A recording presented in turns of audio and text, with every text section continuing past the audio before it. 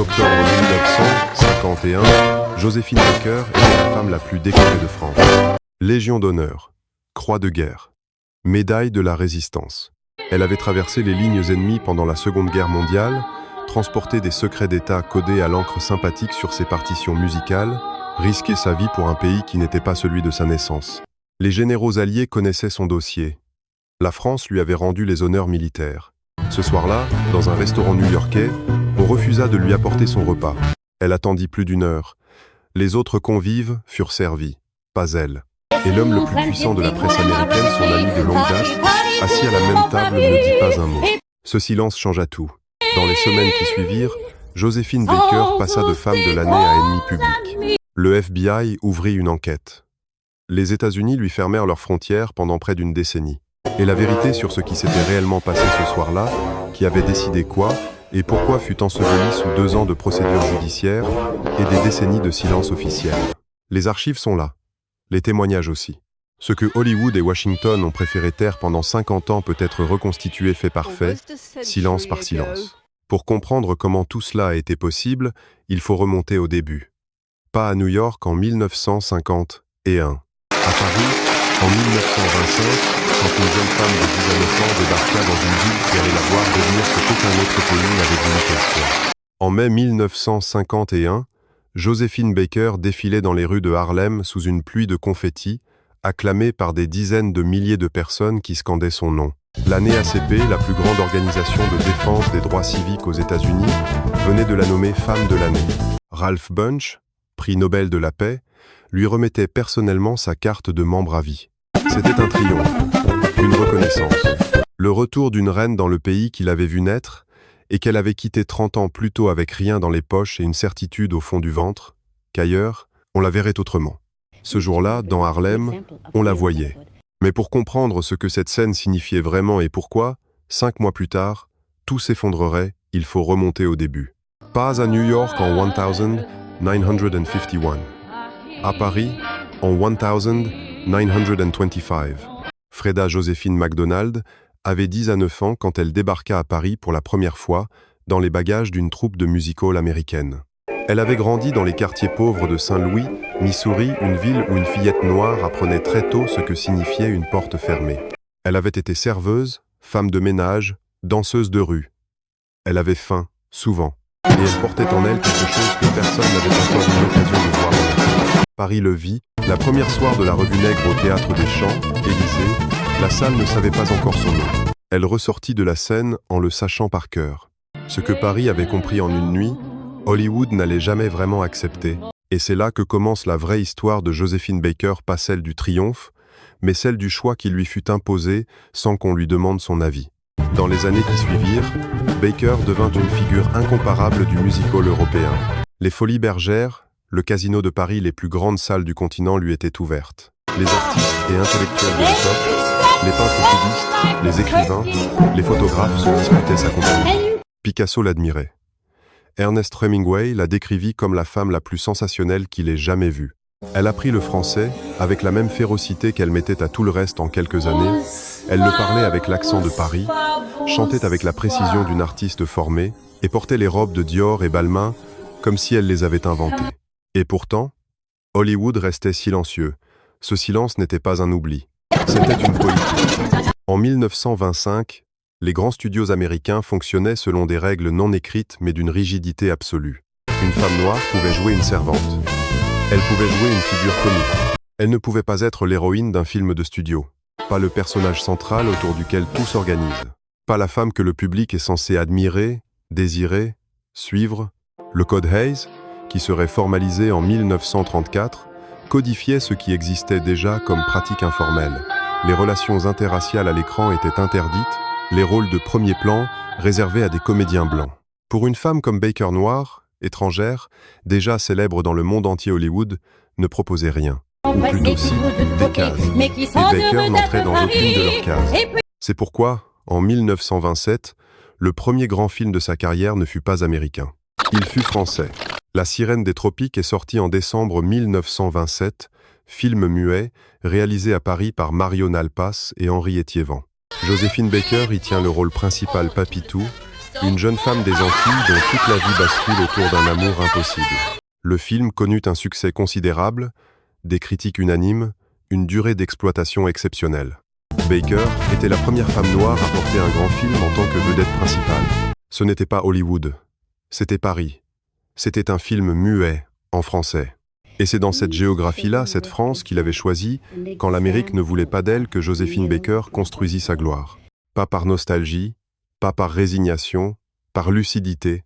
En 1937, elle épousa Jean Lion, industriel français, et obtint la nationalité française. Ce n'était pas un acte symbolique. C'était une décision. Elle choisissait, une fois pour toutes, le pays qui l'avait regardé en face. Mais l'Amérique, elle, ne l'avait pas oublié. Et dans les années qui suivirent la guerre, une guerre dont personne, à Hollywood, ne savait encore ce que Baker y avait réellement fait, l'Amérique allait l'inviter à revenir. La célébrer, la couronner, puis lui faire comprendre, un soir d'octobre 1950, ce qu'elle valait vraiment à leurs yeux. Ce que ce pays lui avait réservé depuis le début, elle ne le saurait que trop tard. Ou peut être, et c'est ce que révèlent les archives, qu'elle le savait depuis longtemps. Et qu'elle était venue quand même. En septembre 1939, la France déclara la guerre à l'Allemagne. Joséphine Baker était à Paris ce jour-là. Elle avait 33 ans, une villa somptueuse en région parisienne, une carrière au sommet et un passeport français depuis 2 ans. Elle aurait pu partir. Des dizaines d'artistes étrangers quittèrent la France dans les semaines qui suivirent, certains vers Londres, d'autres vers New York. Personne ne lui aurait reproché de faire de même. Elle était américaine de naissance, française par choix, et la guerre n'était pas encore la sienne. Elle y resta. Et dans les jours qui suivirent la déclaration de guerre, par le biais du frère de son impresario, elle fut mise en contact avec un homme qu'elle ne connaissait pas encore. Un capitaine du DEUS bureau de l'état-major français, le service de contre-espionnage militaire. Il s'appelait Jacques Aptey. Il cherchait des agents, pas des professionnels du renseignement, des personnalités, des gens qui pouvaient se déplacer sans éveiller les soupçons, entrer dans des dîners où les militaires parlaient trop, traverser des frontières que d'autres ne pouvaient pas franchir. Il lui expliqua ce qu'il attendait. Elle l'écouta jusqu'au bout. Puis elle lui dit « C'est la France qui m'a fait ce que je suis, je lui garderai une reconnaissance éternelle. Je suis prête, capitaine, à leur donner aujourd'hui ma vie. Vous pouvez disposer de moi comme vous l'entendez ?» Aptey nota ces mots dans ses carnets. Il les publia en 1948 dans un livre intitulé La guerre secrète de Joséphine Baker. Ce n'était pas la déclaration d'une femme qui réfléchissait encore. C'était celle d'une femme qui avait déjà décidé.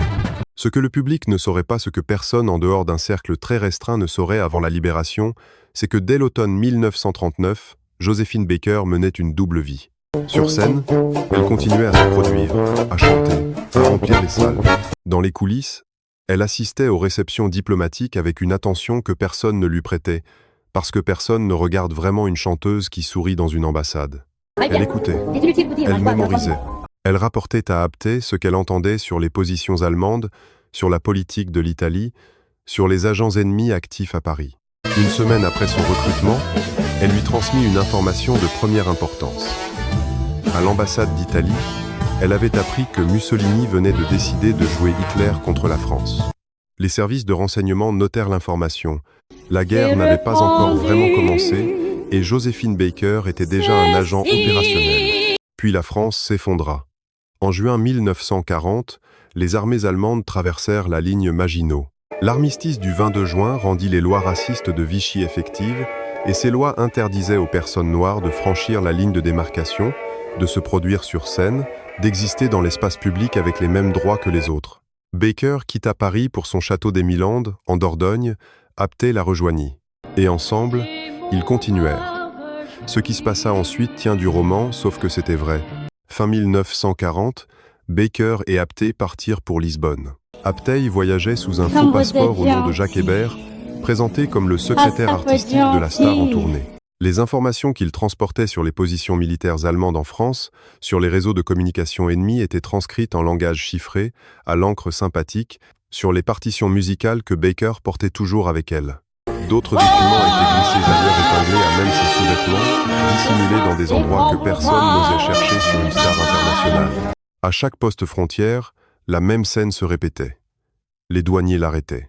Ils la reconnaissaient, ils souriaient. Ils lui tendaient un papier, mais ce n'était pas un formulaire de contrôle. C'était une feuille blanche. Ils voulaient un autographe. Mes passages en douane s'effectuent toujours dans la décontraction, écrit-elle dans ses mémoires. Les douaniers me font de grands sourires et me réclament effectivement des papiers, mais ce sont des autographes. Sa célébrité était son armure, sa notoriété, son invisibilité. Pendant que les gardes-frontières se disputaient qui porterait sa signature, les documents codés sur les positions de la Wehrmacht traversaient tranquillement l'Europe dans la doublure de ses valises. De 1940 à 1944, Baker sillonna l'Afrique du Nord, le Moyen-Orient, l'Espagne, le Portugal. Elle donna des concerts pour les troupes alliées. Elle entretint des réseaux de contacts entre les services secrets français et britanniques. Elle fut officiellement promue sous-lieutenant dans les forces féminines auxiliaires de l'armée de l'air française, et quand la France fut libérée, en 1946, elle reçut la médaille de la Résistance avec Rosette, puis, en 1961, la Légion d'honneur à titre militaire et la Croix de guerre avec palme. Le public français découvrit ses faits d'armes à cette occasion. Pas avant. Pendant toutes ces années, personne n'avait su. Ou plutôt les bonnes personnes savaient, et les autres non. C'était précisément le principe. Mais voilà ce que cette histoire contient, et que l'on oublie trop facilement. En 1947, puis en 1951, quand Baker retourna aux États-Unis pour tenter de renouer avec le succès américain, elle arrivait en femme décorée par la France pour service rendu à la cause alliée. Elle arrivait avec la Légion d'honneur, avec la Croix de guerre, avec un dossier militaire que n'importe quel général américain aurait pu consulter. Et pourtant, à New York, on lui refusa plus de 30 réservations d'hôtels en raison de sa couleur de peau. 30 hôtels, dans la même ville, la même semaine.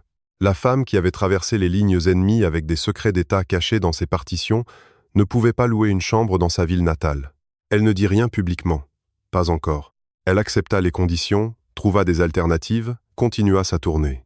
Elle força les clubs de Miami à déségréger leur public chose que personne n'avait obtenu avant elle et remplit chaque salle où elle se produisit. Le pays semblait prêt à l'accueillir. La presse était enthousiaste. Les foules, immenses. Mais quelque chose dans cette Amérique-là n'avait pas changé.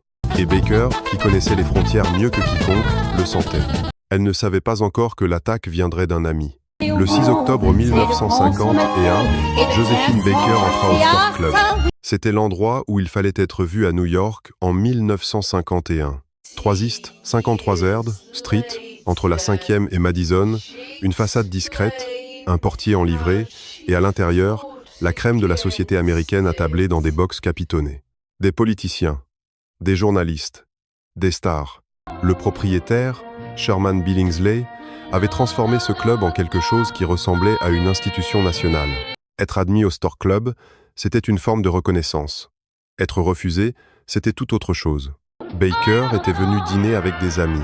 Le chanteur Roger Rico, sa femme, et Bessie Buchanan, ancienne danseuse, future femme politique, l'une des premières femmes noires élues à l'Assemblée de l'État de New York, ils s'installèrent, ont pris leur commande.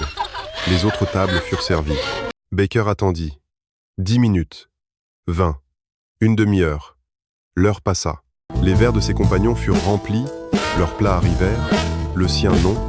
Quand un serveur finit par approcher, ce fut pour s'excuser. Plus de steak ce soir. Plus de crabes non plus. Plus de bouteilles. Tout ce qu'elle avait commandé était soudainement indisponible, pour elle seule, dans un restaurant qui servait les mêmes plats aux tables voisines. Elle n'éleva pas la voix. Elle appela Billy Rowe, le seul commissaire adjoint de police noire de New York, et déposa une plainte officielle. La NAACP organisa des piquets de grève devant le club dès le lendemain. L'affaire devint publique. Et c'est là qu'intervint l'homme qui était assis à sa table, Walter Winchell. Il faut comprendre ce que représentait Walter Winchell en 1951. Ce n'était pas un journaliste ordinaire. C'était la voix la plus écoutée d'Amérique. Sa chronique paraissait dans plus de 2000 journaux. Son émission de radio touchait 50 millions d'auditeurs chaque semaine. Quand Winchell parlait, l'Amérique l'entendait. Quand il se taisait, ce silence aussi était un message. Ce soir-là, au Stork Club, Walter Winchell se tut. Il était assis à la même table. Il avait vu la scène entière. Il connaissait Baker depuis des années, ils avaient partagé des dîners, des soirées, des cercles communs. Il savait ce qui se passait, et pendant plus d'une heure, il ne leva pas le petit doigt. Pas un mot au maître d'hôtel, pas un geste vers le propriétaire, pas une phrase à la presse ce soir-là. Rien. Ce silence-là n'était pas de l'indifférence. C'était un choix. Quelques jours plus tard, Winchell ouvrit sa chronique. Et ce qu'il écrivit ne ressemblait pas à un ami qui regrettait de n'avoir rien dit. Il attaqua Baker frontalement, violemment, avec toute la puissance de sa plateforme. Il la décrivit comme une menace, une agente d'influence, une femme aux sympathies douteuses.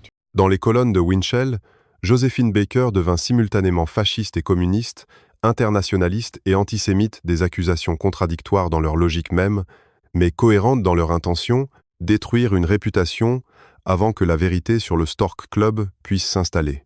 Le colonel Aptey, son ancien officier traitant, l'homme qui avait travaillé à ses côtés pendant toute la guerre, qui savait exactement ce qu'elle avait risqué pour la France libre, fit le voyage depuis le Maroc pour venir témoigner devant la presse américaine en sa faveur. Il apporta des documents, des faits, des dates. Personne ne l'écouta vraiment. Les médias proches de Winchell reprirent ses accusations, d'autres suivirent. 2 ans de procédures judiciaires s'ouvrirent. Le FBI, qui observait Baker depuis des années en raison de ses prises de position publique contre la ségrégation, saisit l'opportunité. Et c'est là que le tableau devient plus sombre encore. J. Edgar Hoover dirigeait le FBI depuis 1924. Il connaissait le Stork Club depuis au moins aussi longtemps. Il y avait ses habitudes quand il était à New York, attablé dans le Cub Room avec Clyde Tolson, son compagnon fidèle, entouré de journalistes et de figures du monde politique.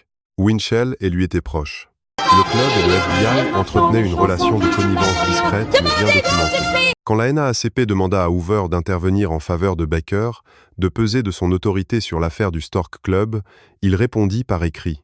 4 mots. I don't consider this to be any of my business. Ce n'est pas mon affaire. L'homme qui, à ce moment précis, disposait d'un dossier de surveillance sur Joséphine Baker, un dossier ouvert précisément à cause de ses activités militantes et de ses séjours, à l'étranger déclarait publiquement que la discrimination subie par femme décorée de la Légion d'honneur française dans un restaurant, la liberté ne le regardait pas. L'indifférence affichée et la surveillance secrète coexistaient. Elles ne se contredisaient pas. Elles servaient le même objectif. Ce qui se passa ensuite alla vite. Les accusations contradictoires de Winchell, fasciste, communiste, ennemi du peuple, furent reprises par des médias qui n'avaient aucun intérêt à vérifier leur cohérence. Nous étions au cœur de la chasse aux sorcières macartistes, l'époque où une accusation suffisait, où la logique de la preuve s'inversait, où être ciblé était déjà une forme de condamnation. Baker était noire, française, militante, internationale, elle cumulait tout ce que l'Amérique de 1950 et un regardait avec méfiance. Elle comptera chaque accusation, elle produisit des documents, elle parla à la presse. Elle ne se tut pas, mais la mécanique était en marche. Et certaines mécaniques, une fois lancées, ne s'arrêtent pas parce qu'on leur oppose la vérité. À la fin de l'année 1951, Joséphine Baker quitta les États-Unis. Elle avait passé des mois à se battre sur un front qu'elle n'avait pas choisi, dans un pays qui avait célébré son retour quelques mois plus tôt et qui cherchait maintenant à effacer jusqu'à son nom. Elle monta dans l'avion, elle ne savait pas encore qu'elle ne pourrait pas revenir. Pendant près d'une décennie, les autorités américaines lui refusèrent le droit d'entrer sur le territoire. La femme qui avait risqué sa vie pour les Alliés, qui avait traversé les lignes ennemies avec des secrets d'État cachés dans ses partitions, qui avait chanté pour les soldats américains en Afrique du Nord, cette femme-là était désormais traitée comme une menace pour la sécurité nationale. Et l'homme qui aurait pu dire un mot ce soir d'octobre 1951, à cette table du Stork Club, ne disait rien. L'exil n'avait pas de date officielle. Il n'y eut pas de décision formelle, pas de décret signé, pas de document portant le nom de Joséphine Baker avec la mention interdite de séjour. Les choses fonctionnaient autrement. Dans l'Amérique de McCarthy, on ne bannissait pas, on rendait le retour impossible. On ne condamnait pas, on s'assurait que les portes restaient fermées. Un visa refusé ici. Un engagement annulé là.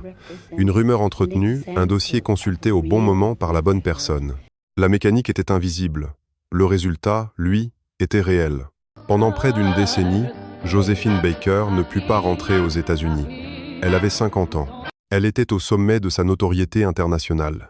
Et le pays où elle était née lui était interdit non pas parce qu'un juge l'avait condamnée, non pas parce qu'une loi portait son nom, mais parce qu'un journaliste avait décidé un soir de ne pas dire un mot et qu'un directeur du FBI avait répondu que ça ne le regardait pas. Ce temps-là, elle ne le passa pas à attendre. En France, puis au château des Milandes, dans cette propriété de Dordogne qu'elle avait achetée avant la guerre et qui était devenue au fil des ans quelque chose d'unique, une expérience, un projet, une utopie concrète. Baker construisit ce qu'elle appelait sa preuve vivante. Elle adopta 12 enfants. 12. de nationalités, d'origines, de religions différentes. Un Coréen, un Colombien, un Finnois, un Marocain, un Japonais, un Français, des Algériens, une constellation d'enfants qu'elle installa au Milan et qu'elle appela sa tribu arc-en-ciel. L'idée était simple, presque naïve dans sa clarté. Si des enfants de toutes les races du monde pouvaient grandir ensemble sous le même toit, apprendre ensemble, jouer ensemble, alors la fraternité n'était pas un idéal abstrait. Elle était possible, elle était démontrable. Elle était là, dans la cour du château, visible pour quiconque voulait bien regarder. Le monde regarda.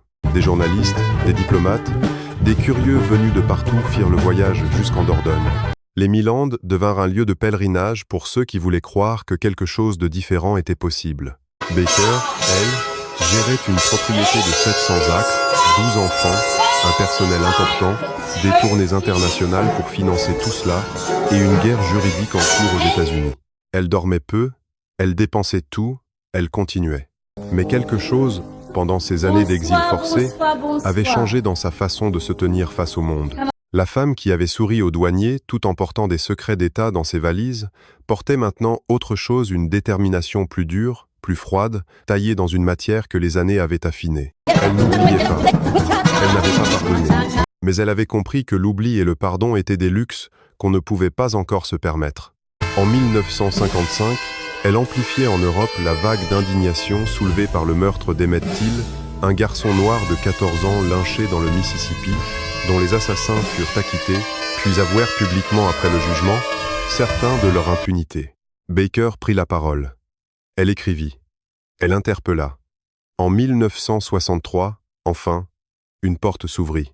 Robert Kennedy, alors procureur général des États-Unis, intervint personnellement pour permettre à Baker de revenir.